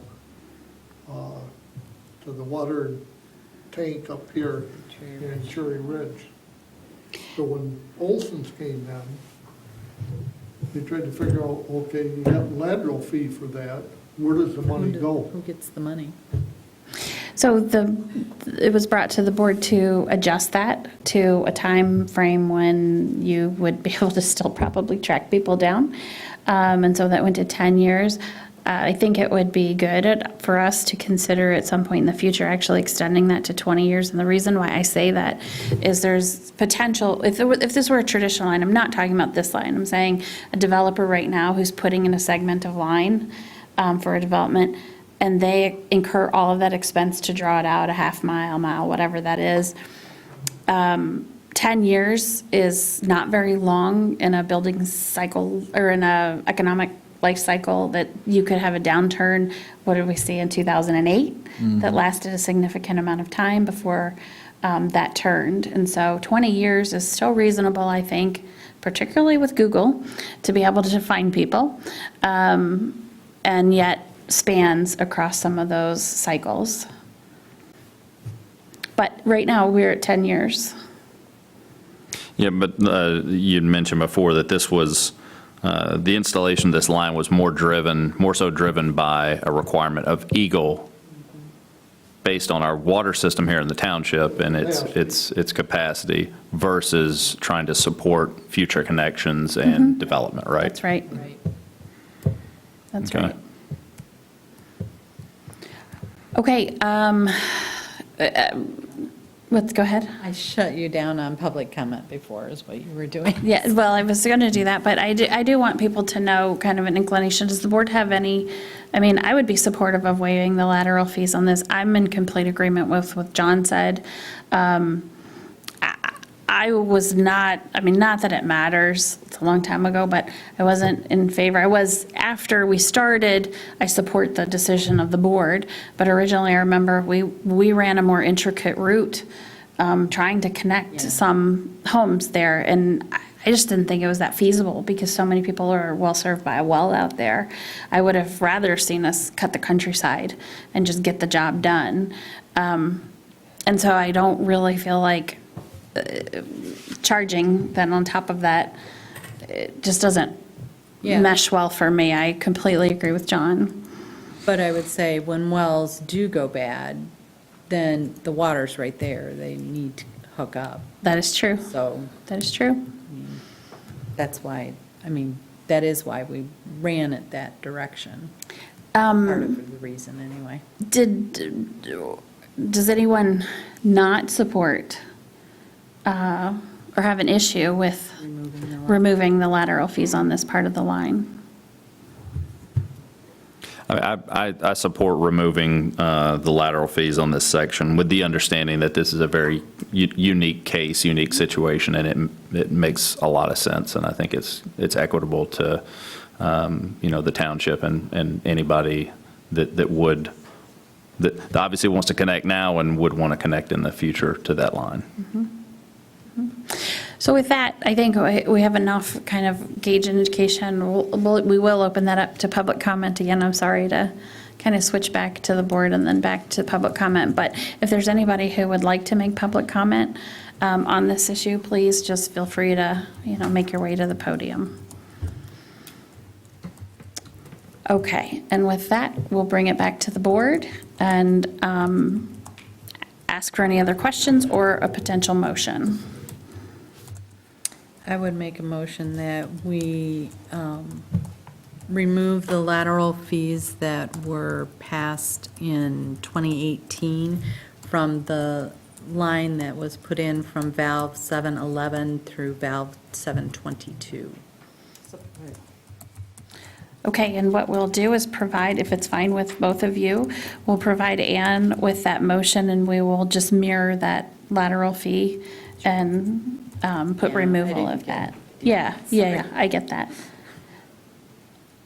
And that's fine with both you and Sue as well? Okay, Glenn, did you have a question? Well, I comment? guess I'm still concerned that the valve numbers are from one end to the other end. I mean, do we know that for a fact that The valve that's out at the water tower on both ends, the two valves. So here's what I can tell you. When Brian Souza brought this to us, this was after the water project was done, and it was inquired of, do we have lateral fees or not on this? Well, you can only establish the lateral fees on what you lay in the ground. You can't add it for another 50 feet that was already there. And so we asked him how to identify that, what would be the proper nomenclature to identify that, and this is what we were provided. I'm just, Yep. Yep. So, find the ball. Yeah, I had to blow up the map online today to read the valve numbers, because I got the magnifying glass out, and that wasn't helping me with my bifocals and or I anything. had tried it earlier, my computer kept crashing on the map, and it was, Yeah, so I had looked it up earlier. Okay, so there is a motion to remove the lateral fees identified in the November 19th, 2018 motion. I have a question. Yes. So those lateral fees, if they were collected, what would they be used for? That's repayment of the system. Yeah, The so, repayment of the expenditure of laying that line. Because the way they come up with that 7477 is they take those costs and then divide it by the footage. And we're still paying on that, correct? Well, I mean, yeah. But again, we would be, we had to put it in regardless of anybody hooking up. So we're the developer. Right, but it would be a benefit to all of the users to have that $30,000 off the bill. it would, but what was this project? Do you remember how many millions it was? 5, I think. Yeah. For some reason, that sticks in my head. It's a $5 million project, and you're talking $30,000 borne by one small subset of individuals. And even if there were others who signed on to the system, and there probably will be, I likely there will be. I mean, I don't know how you validate that I mean, that's just a huge discrepancy.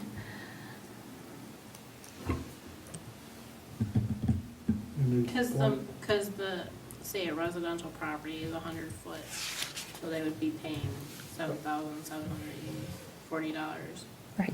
And we've got how many residents in this condo? 12. 12. Mhm. So, Well, no, not per, it's 28,000, and so you have 12, so you're at a little over, over $2,000 of yeah, yeah, 22 apiece Yeah. versus 1,000, let's say. Right. Round numbers. right.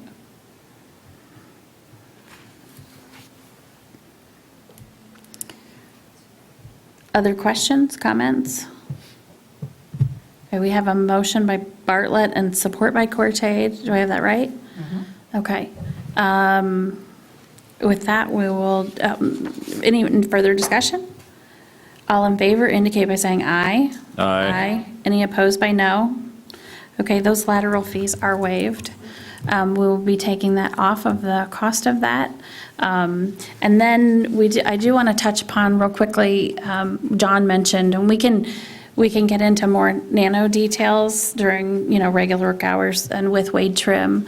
But yes, so before you went on vacation, the HOA was pursuing this as a traditional type of connection that, they pay the fees at the DPW, and then as a property owner, they contract and hire someone to come in and facilitate the connection. What changed on Monday of your vacation was, how dare you take a vacation in the middle of all of this? I thought that once or twice last week. So, so the HOA did meet and looked at some options. One of them is a special assessment district. And we did confirm with them, like just the previous week before that Monday meeting, that yes, we could do this with the special assessment district and be on solid legal footing. So they decided to pursue that. So we have moved it as quick as we absolutely can. We met Thursday evening to establish the first public hearing. We have the documents for potentially even allowing the property owners to waive their 10-day notification and hearings so that we can just even move it all the quicker for them. We do have a timeline. You probably saw those emails that takes it out if we have to adhere to all of those. And then on top of that, from the whole timing and the statutory requirements, the other side of it was the engineering and what was on site. And you'll remember this is kind of interesting because, and you and I and Diane talked a little bit after one meeting, a different meeting, but coincidentally, this is a property, right? So if this is the property, it's owned by the HOA, but there's the 2 buildings, each individual townhouse is a different property ID and owned by somebody. So typically in those cases, you'll have each one metered individually. If that were going in today as a new build, each of them would be metered, unless there were some weird idiosyncrasy and we had the developer request something. I mean, we have had requests like that, but typically you'd have each one metered individually. And one of the basis of the reasons for that is if that homeowner doesn't pay their water bill, then you have the opportunity to individually shut off that home. You can put that as a lien on their property taxes. It's a protection of a utility. Now, that also, in this case, with the infrastructure that was in the ground, drove up the cost considerably. And so when the HOA was working with contractors trying to figure out how to do that and kind of at a loss on connection, and I had the initial contractor or 2 get a hold of John and say, let's figure out an efficient connection for them. And you guys did that. And then last week, when you were on vacation, I said to Wade Trim the same thing. I said, we're turning this into an HOA. I need you to get an RFP together and get it out. What's that? SAD, not Sorry, SAD. Yeah. So, and I did mention to Wade Trim, we want to make this connection efficient. They, last week, no, after the meeting, it must have been Friday, came back and said, well, we're going to have do all individual meters. And I said, we're going to figure out something else. And that's where we have worked with our attorneys and put them in touch with the HOA attorney and said, figure this out, because it was Thursday night when Brian was here that we talked about this, and he said, I think you can amend those condo docs and the master deed. But he said, I'm not the attorney to do that for you, Peter is.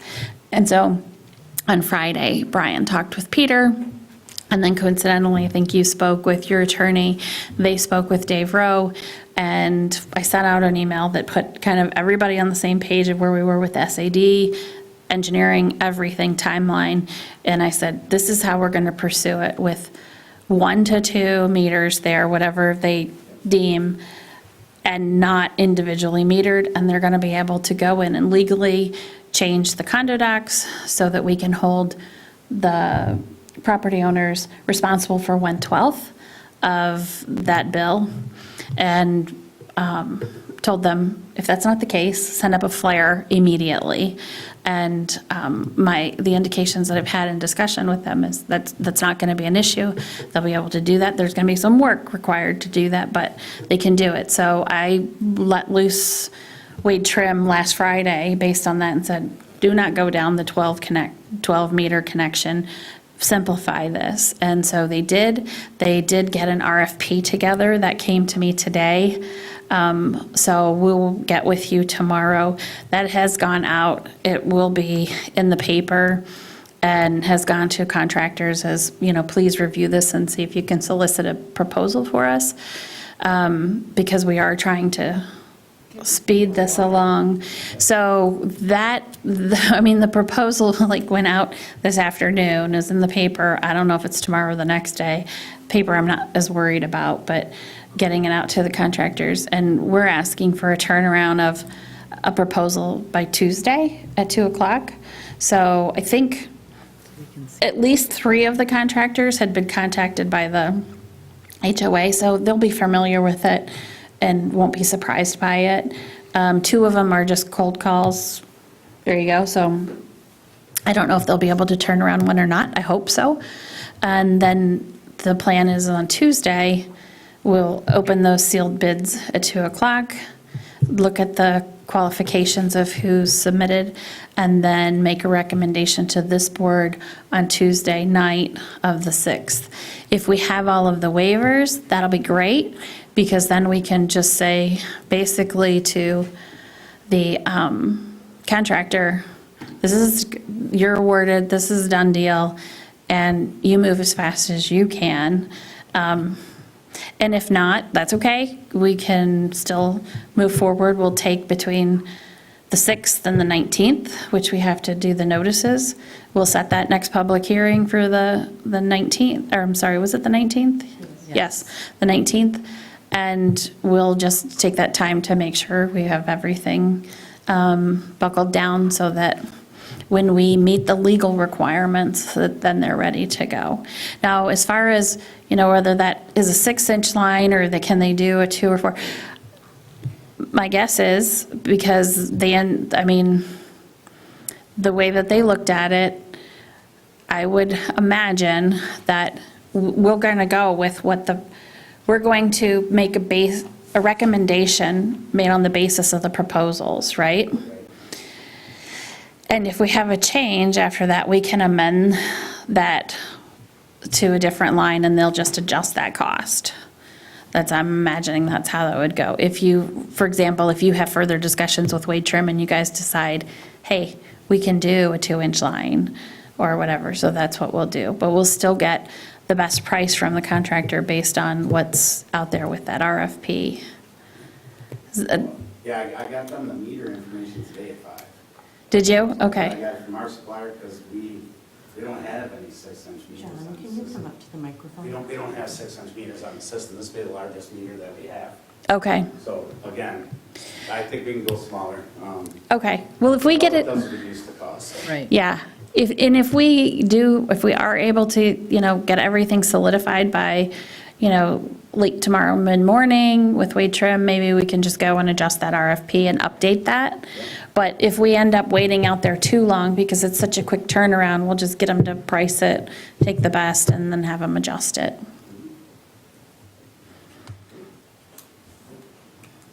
Thanks for your work on this, John.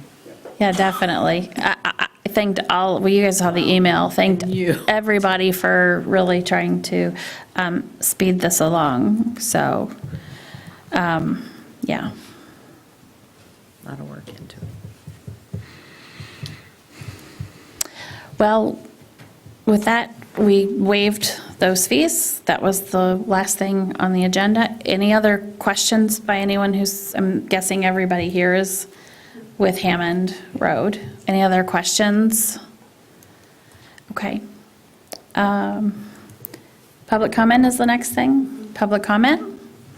It's our last public comment. I just noticed. Yeah, come on up. Koski, 1464 Woods and Motors Trail. I just noticed your upcoming meeting dates, and I don't see the GORIC as a special meeting listed there. No, we're going to, and I did let 3 people who have kind of jumped Bernardi with, I'm sorry, Save or Protect. I'm always interchanging them.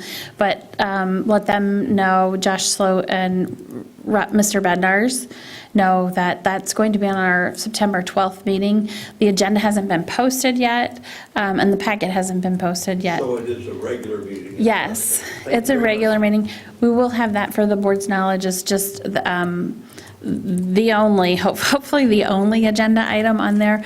However, if we need to put something quick on there ahead of time, we will and get that done. But we'll have that special meeting on the 19th where we can also handle anything else, and we'll have the public hearing for the special or Emergency Services Special Assessment District, and also for this public hearing for Hammond Townhouse condos if necessary. Mhm. Okay, any further public comment? Okay, if there's no objection, we stand adjourned. Thank you. Have a good evening, everybody.